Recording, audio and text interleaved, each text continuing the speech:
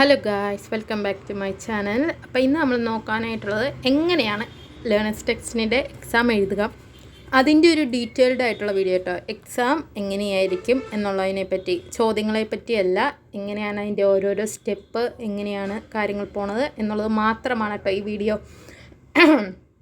പിന്നെ നിങ്ങൾ വിചാരിക്കുന്നുണ്ടാവും, ഇതെന്തുവാടാ ഇത് ഇങ്ങനെ വലിച്ചു കിട്ടി ഓരോരോ വീഡിയോ ചെയ്യുന്നു എന്ന്. പക്ഷെ ഞാൻ ആലോചിക്കുന്നത് എന്തെന്ന് വെച്ച് കഴിഞ്ഞാൽ, കമൻറ്റ് സെക്ഷൻ കണ്ടു കഴിയുമ്പോൾ സത്യം പറഞ്ഞു കഴിഞ്ഞാൽ ഇങ്ങനെയൊക്കെ സംശയം വരുമോ എന്നുള്ളൊരു ചോദ്യം നമ്മുടെ മൈൻഡിൽ പോപ്പപ്പ് ചെയ്തു. അതുകൊണ്ടാണ് കേട്ടോ ഈ വീഡിയോ ചെയ്തത്. അപ്പോൾ ഓരോരുത്തരും സംശയം പല രീതിയിലാണ്. സംശയം ഉണ്ടാവാം, അത് നോർമലാണ്. അപ്പോൾ ഇതിനകത്ത് കുറച്ചൊക്കെ അറിയാവുന്നവരും ഒട്ടും അറിയാൻ പാടില്ലാത്തവരും മീഡിയം ലെവലിൽ നിൽക്കുന്നവരും ഒക്കെ ഉണ്ട്. അപ്പോൾ ഇവരുടെ എല്ലാം സംശയം തീർക്കാൻ വേണ്ടിയാട്ടോ ഈ ഒരു വീഡിയോ ചെയ്യുന്നത്. ഓക്കെ, അപ്പോൾ എല്ലാവരും ഒരു കാര്യം ഓർക്കുക, ഈ ഒരു ലേണേഴ്സ് ടെസ്റ്റിൽ ടൈം ലിമിറ്റഡ് ആണ്. അപ്പോൾ നമ്മൾ നല്ലോണം തന്നെ മോക്ക് ടെസ്റ്റുകൾ ചെയ്യുക. MPD ലീഡ്സിലും നല്ലോണം തന്നെ മോക്ക് ടെസ്റ്റുകൾ ചെയ്യുക. ഓരോരോ ക്വസ്റ്റ്യൻസ് കാണുമ്പോൾ തന്നെ പെട്ടെന്ന് ആൻസർ ചെയ്യാനായിട്ട് ശ്രമിക്കുക. എന്നാൽ മാത്രമാണ് ക്യാപ്ചയുടെ ഇത് വരുമ്പോൾ നമുക്ക് പെട്ടെന്ന് തന്നെ ക്യാപ്ച അടിച്ച് നെക്സ്റ്റ് ക്വസ്റ്റ്യനിലേക്ക് പോകാനായിട്ട് പറ്റുള്ളൂ. അപ്പോൾ ടൈം ലിമിറ്റഡ് ആണ്, അത് ഓർത്തിരിക്കുക. പിന്നെ അതിൻ്റെ കൃത്യമായിട്ടുള്ള സ്റ്റെപ്പുകൾ ഞാൻ പറഞ്ഞുതരാം. എനിക്ക് ഓർമ്മയുള്ള കാര്യങ്ങളാട്ടോ ഞാനിവിടെ മെൻഷൻ ചെയ്യുന്നത്. ഇപ്പം നിങ്ങൾ കാണുന്ന ഈ പേജ് എന്ന് വെച്ച് കഴിഞ്ഞാൽ പരിവാഹൻ സൈറ്റിലെ നമ്മൾ മോക്ക് ടെസ്റ്റ് ചെയ്യുമ്പോഴുള്ള പേജാണ്. അപ്പോൾ ഇതിനകത്ത് എൻ്റെ പേരും ബർത്ത് ഡേറ്റും അതുപോലെ തന്നെ ഞാൻ സെലക്ട് ചെയ്തിരിക്കുന്ന ലാംഗ്വേജും എൻ്റെ സ്റ്റേറ്റും ഞാനിവിടെ എൻ്റർ ചെയ്തിട്ടുണ്ട്. ഓക്കെ, ഇനി അത് വേണമെങ്കിൽ പിന്നെ നെക്സ്റ്റ് വന്നിട്ട് വിത്തൗട്ട് ഓഡിയോ ഉണ്ടെങ്കിൽ ഇല്ലെങ്കിൽ നമുക്ക് കേൾക്കാനായിട്ട് പോകുന്നില്ല. അപ്പോൾ വിത്തൗട്ട് ഓഡിയോ എന്നുള്ളത് ഇതാക്കുക. നമുക്കത് ടെസ്റ്റിന് പോകുമ്പോൾ വിത്ത് ഓഡിയോ ഒന്നുമില്ല കേട്ടോ, സൈൻ ഇൻ ചെയ്യുക. അതാണ് മോക്ക് ടെസ്റ്റിൻ്റെ രീതി. ഒറിജിനൽ ലേണേഴ്സ് ടെസ്റ്റിൽ ഇങ്ങനെ തന്നെ ഒരു പേജ് ഉണ്ടാവും. അതിനകത്ത് വന്നിട്ട് അങ്ങനെ ആപ്ലിക്കേഷൻ നമ്പറും നമ്മളുടെ ഫോണിൽ OTPയും എൻ്റർ ചെയ്യാനായിട്ടാണ് പറയുന്നത്. ഇതിന് സമയം ഉണ്ട്. ഓക്കെ, അപ്പം നമ്മൾ പതുക്കെ ഇരുന്ന് നോക്കി 1-2 തവണ നമ്മൾ ഫോണിൽ നമ്മൾ ആ കൊണ്ടുപോകുന്ന പേപ്പറിൽ നോക്കി ആപ്ലിക്കേഷൻ നമ്പർ, അതുപോലെ തന്നെ ഫോണിലെ OTP എന്ന് വെച്ച് കഴിഞ്ഞാൽ മിക്സഡ് ആണ്, capital letter small letter plus നമ്പേഴ്സാണ്. അപ്പോൾ അതും അടിച്ചു കൊടുക്കുക. അത് അടിച്ചു കൊടുക്കുമ്പോൾ ചിലപ്പോൾ കിട്ടാതിരിക്കാം. നിങ്ങൾ ടെൻഷൻ അടിക്കാതെ കിട്ടാതിരിക്കുമ്പോൾ ഇതിനകത്ത് ഞാൻ പറഞ്ഞു, ഇപ്പോൾ ടൈമറൊന്നും ഓൺ ചെയ്തിട്ടില്ല, നമ്മൾ ആപ്ലിക്കേഷൻ നമ്പർ ജസ്റ്റ് കൊടുക്കുന്നതേ ഉള്ളൂ, എക്സാം തുടങ്ങിയിട്ടില്ല. അപ്പോൾ നിങ്ങൾ വെറുതെ ടെൻഷൻ അടിക്കണ്ട. ടെൻഷൻ അടിച്ച് വീണ്ടും ക്ലിക്ക് ചെയ്ത് ഇത് കളയരുത്. ഓക്കെ, ടെൻഷൻ അടിക്കാതെ പതുക്കെ തന്നെ നമ്മൾ ഓരോന്ന് പറക്കി തന്നെ ചെയ്യുക. ഈ ഒരു പോർഷനിൽ അത് എൻ്റർ ആക്കി കഴിയുമ്പോഴത്തേക്കും നെക്സ്റ്റ് പേജിലേക്ക് പോകും. അവിടെയാണ് ക്യാപ്ച. എനിക്കൊന്ന് ലാംഗ്വേജ് ഇവിടെയാണോ എന്നെനിക്ക് കൃത്യമായിട്ട് എനിക്ക് ഓർമ്മയില്ല കേട്ടോ.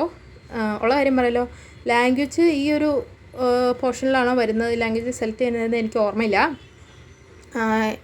സെക്കൻഡ് പേജിലാണെന്ന് തോന്നുന്നു. ക്യാപ്ചയും ഉണ്ട്, പിന്നെ നമ്മുടെ പിൻ നമ്പറും ഉണ്ട്. പിൻ നമ്പർ എന്ന് വെച്ച് കഴിഞ്ഞാൽ ആ ഒരു ഓഫീസർ MPD ഓഫീസറിന് തരുന്ന ഒരു നമ്പറാണ്. അതെല്ലാവർക്കും യുണീക്കായിട്ടുള്ള നമ്പറാണ്. അപ്പോൾ നമ്മളവിടെ ചെന്ന് കഴിഞ്ഞിട്ട് കിട്ടുന്ന നമ്പറാണ്. എക്സാം എഴുതാൻ പോകുന്നതിന് തൊട്ട് മുന്നേ MPD ഓഫീസർ എഴുതി തരുന്ന ഒരു നമ്പറാണ്. അപ്പോൾ അതും കൃത്യമായിട്ട് തന്നെ അടിച്ചു കൊടുക്കുക. അവിടുത്തെ ക്യാപ്ചയും കൃത്യമായിട്ട് തന്നെ അടിച്ചു കൊടുക്കുക. പതുക്കെ, സമയമുണ്ട്, ഇഷ്ടംപോലെ സമയമുണ്ട്. നിങ്ങളത് ശരിയായി കഴിഞ്ഞ് കഴിഞ്ഞാലാണ് നിങ്ങൾക്ക് എക്സാമിൻ്റെ അടുത്ത സൈറ്റിലേക്ക് കയറിയിട്ട് അടുത്ത പേജിലേക്ക് പോയി കഴിഞ്ഞിട്ട് എക്സാമിന് നമ്മൾ സബ്മിറ്റ് ചെയ്യാനായിട്ട് പറ്റുള്ളൂ. അപ്പോൾ ഇതിനും സമയമുണ്ട്. ഇതിനും നിങ്ങൾ പേടിക്കേണ്ട കാര്യമില്ല. എനിക്ക് ഇതിനകത്ത് ക്യാപ്ച എനിക്ക് തെറ്റി കഴിഞ്ഞിട്ട് വീണ്ടും എൻ്റർ ചെയ്യേണ്ടി വന്നു. അപ്പോൾ ഈ ഒരു പോർഷനിൽ നമ്മൾ ഈ 2 പേജ് തെറ്റിക്കഴിഞ്ഞാലും ഒരു കുഴപ്പമില്ല. നമ്മൾക്ക് പതുക്കെ ഇരുന്ന് നോക്കി പറക്കി ടൈപ്പ് ചെയ്ത് എഴുതിയാൽ മതി. ഇഷ്ടം പോലെ സമയമുണ്ട്. നമ്മളത് പതുക്കെ, നമ്മൾ ടെൻഷൻ അടിക്കരുത് കേട്ടോ. ഞാൻ പറഞ്ഞു, എൻ്റെ അടുത്തിരിക്കുന്ന ഒരു കുട്ടി ഇതുപോലെ തന്നെ ഈ ആപ്ലിക്കേഷൻ നമ്പറും ഫോണിൽ വരുന്ന OTPയും ഇങ്ങനെ എഴുതിയിട്ട് കിട്ടാഞ്ഞിട്ട് ഇങ്ങനെ ടെൻഷൻ അടിച്ച് പുള്ളിക്കാരൻ ഇങ്ങനെ പെട്ടെന്ന് അടിക്കണം കണ്ടു. അപ്പോൾ ചിലപ്പോൾ മിക്കവാറും അതാണെന്ന് തോന്നുന്നു എല്ലാവരുടെയും പ്രശ്നം. എനിക്ക് പൊതുവേ തോന്നുന്ന ഒരു കാര്യമാണ് ഞാൻ പറഞ്ഞത്. പിന്നെ വരുന്ന പേജ് എന്ന് വെച്ച് കഴിഞ്ഞാൽ നമ്മൾ MVD ലീഡ്സിലെ ഒരു ഇത് കണ്ടില്ലേ, ഇപ്പോൾ 30 മിനിറ്റ് ഉണ്ടെന്നൊക്കെ പറഞ്ഞ് ഇതുപോലത്തെ ഒരു പേജാണ് ഇനി പ്രത്യക്ഷപ്പെടുക. ഇവിടെ എത്ര സമയമുണ്ട്, എത്ര ക്വസ്റ്റ്യൻസ് ഉണ്ട്, ഇങ്ങനത്തെ ബേസിക് ആയിട്ടുള്ള കാര്യങ്ങളായിരിക്കും ഇതാക്കുക. ഇത് MVD ലീഡ്സിലെ ഒരു പേജാണ്. ഇതുപോലെ തന്നെ നമുക്ക് ഒറിജിനൽ ലേണേഴ്സ് ടെസ്റ്റ് എഴുതാൻ നേരത്ത് ഇങ്ങനത്തെ ഒരു പേജ് വരും. ഈ ഒരു പേജിൽ നിർദ്ദേശങ്ങൾ നിങ്ങൾക്ക് ആവശ്യമെങ്കിൽ വായിച്ചു നോക്കാം, വേണ്ടെങ്കിൽ ഒഴിവാക്കാം. നമുക്കറിയാവുന്നതാണല്ലോ ഇത്ര ഇതുണ്ടെന്നൊക്കെ.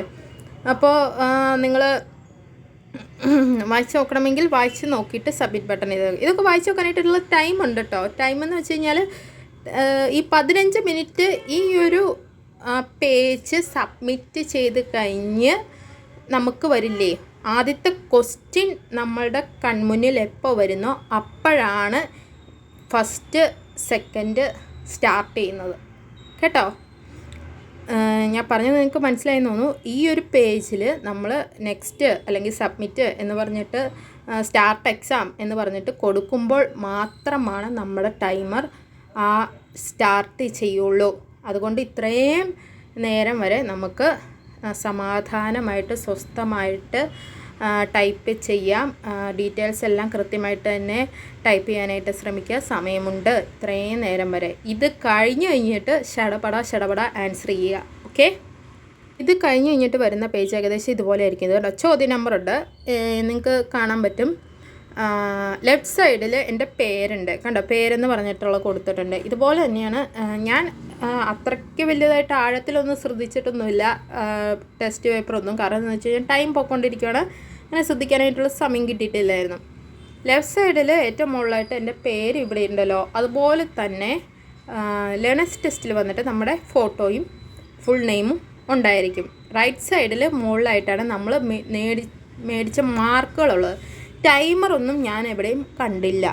അപ്പം നമ്മൾ ആ ഒരു 15 മിനിറ്റ് എന്നുള്ളത് ഓർത്തിരിക്കുക, ഇതുപോലെ തന്നെ ഓർത്തിരിക്കുക കേട്ടോ. 15 മിനിറ്റാണ് ഉള്ളൂ. 30 സെക്കൻഡിനുള്ളിൽ പെട്ടെന്ന് തന്നെ ആൻസർ ചെയ്താലാണ് ക്യാപ്ചേർഡ് ഇത് വരുമ്പോൾ നമുക്ക് കൂടുതൽ സമയം എടുക്കാനായിട്ട് പറ്റുള്ളൂ. ഓക്കെ, അത് ഓർത്ത് വേണം നമ്മളെല്ലാം സബ്മിറ്റ് ചെയ്യാനായിട്ട്. ആദ്യത്തെ ക്വസ്റ്റ്യൻ കണ്ടു അപ്പം തന്നെ പെട്ടെന്ന് തന്നെ ഏതാ ആൻസർ എന്ന് വെച്ച് കഴിഞ്ഞാൽ അടയാളപ്പെടുത്തുക. പിന്നെ ഇതിൻ്റെ താഴത്തെ പോർഷൻ വന്നിട്ട് എങ്ങനെയാണെന്ന് ഞാൻ കാണിച്ചു തരാം കേട്ടോ.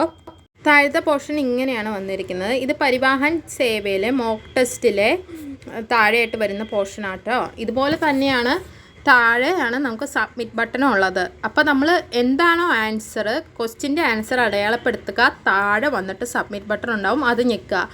ഇവിടെ നോക്കിയാൽ മനസ്സിലാവും നമ്മുടെ മാർക്ക് ഒക്കെ താഴെയാണ് കൊടുത്തിരിക്കുന്നത്. പക്ഷേ